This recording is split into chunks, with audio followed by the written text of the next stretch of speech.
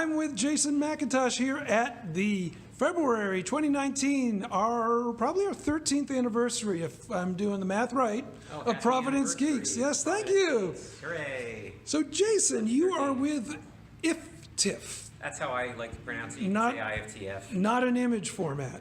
No. Despite the sound. And you're the president and founder of...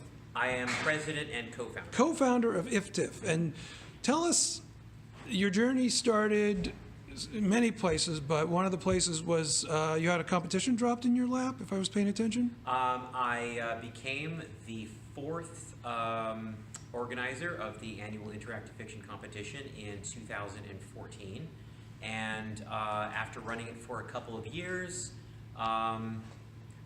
would you like me to tell the whole story again about the lawyer? So you asked a lawyer some questions. I asked the lawyer some innocent questions. Yeah, about like, hey, I have a question about copyright law, about this very specific rule about fair use. And A, she answered that question very succinctly, thank you, Heidi.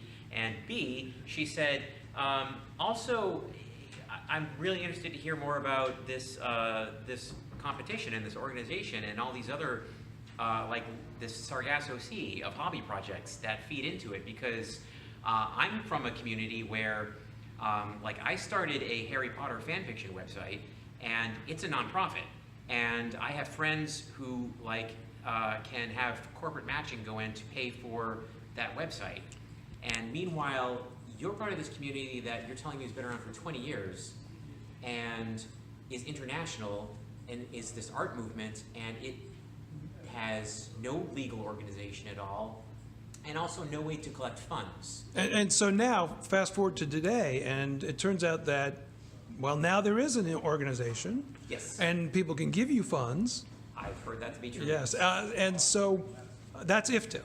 That is IFTF. That is the Interactive Fiction Technology Foundation, which is at iftechfoundation.org. All right, and so there are a few activities we talked about, in the telling people to come here tonight. There was the organization. There's the other things that you manage, facilitate. There's the IF Archive. That's correct. And there's the competition. Yep. And Twine. And Twine. So tell us about each of those three things. And sure. The IF Comp. Yearly? Pardon me? It's a yearly competition? It is an annual competition. It happens every fall, but it's, well, a bit bigger than that, in that people make games for it.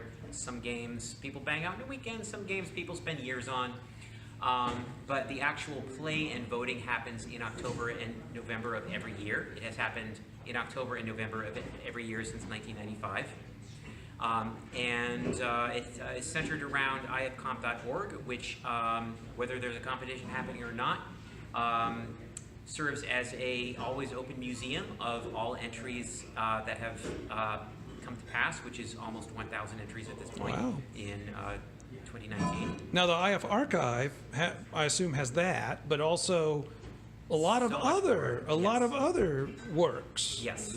Like, just tell where do people go? IF Archive, you can find it at ifarchive.org. Great. Pretty much where you'd expect. And we also talked about Twine, which Yes. is a system for building hypertext experiences.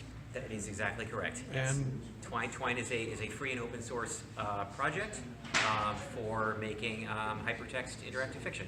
so somebody wants to get started with this. We had a number of people who came here tonight who said, just to sort of summarize it, I played Zork as a young person, and this really excites me.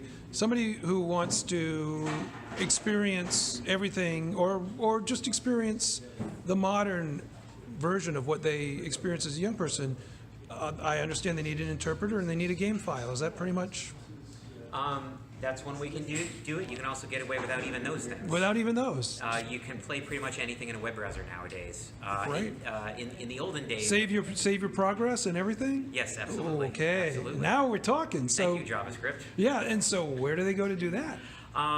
There are so many places to play great IFs, but a great place to get started, as good a place as any, is the IFComp website, ifcomp.org, where you can see, certainly not all of, but many of the community's favorite work from the past several years. And then, so once you do that, you'll start noticing recurring themes, like you might like a work by a certain author, certain styles, and then you can go and learn more. And you have mailing lists and Yes, things like IFTF that. has a mailing list, which is available from its front page.